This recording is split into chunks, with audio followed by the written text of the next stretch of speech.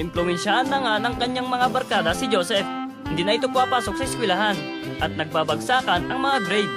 Napagpasyahan ni Aling Marta na puntahan ang anak sa Maynila para alamin kung ano ang nangyayari dito. Pakinggan ang pagpapatuloy ng kwento ni Joseph dito sa Maalaala on Radio.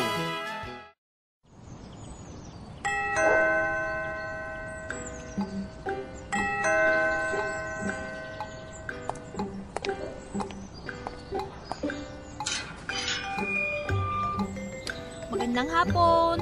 Nandyan ba si Joseph? Wala po. Baka nandun po kina Jordan. Jordan? Opo. Doon kasi siya madalas. Sila po kasi ang madalas na kasama niya eh. Mga barkada daw po niya. Yung from school. Sino po ba sila? Ako ang nanay niya. Nanggaling pa ako sa probinsya. Alam mo ba, iho, kung saan nakatira itong si Jordan? Naku, hindi po. Pero yung isa po kasing ka-boardmate namin, kilala niya si Jordan. Baka alam niya po kung saan nakatira. Salamat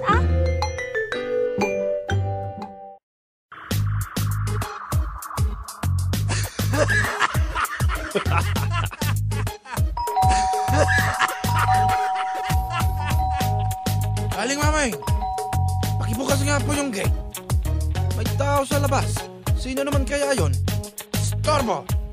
Sir, nanay daw po ni Joseph. Nasasalas na po siya. Ha? Naku, patay. Paano kaya nalaman ng nanay na nandito ako? At bakit siya napaluwas dito sa Maynila? Hala. Nay, napasugod kayo dito sa Maynila. Okay lang po ba kayo? Ang tatay, kamusta na? Anak, nagtaka ka pa kung bakit ako nandito. Sumulat ang eskwelahan nyo at ang sabi, hindi ka na raw pumapasok at puro bagsak pa halos lahat ng grade mo. Tapos ngayon, madadatnan pa kita dito sa bahay ng barkada mo.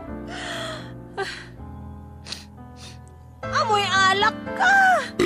Ang buong akala namin ng tatay mo ay todo aral ka at mayat maya hingi ka ng allowance para sa mga project mo.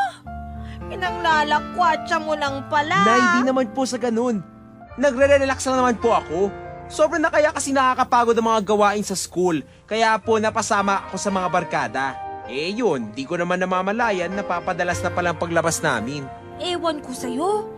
Pero magmula ngayon, bahala ka na sa buhay mo. Kung gusto mo pang mag-aral, bahala ka nang magtaguyod sa sarili mo. At ako, babalik na ako sa atin.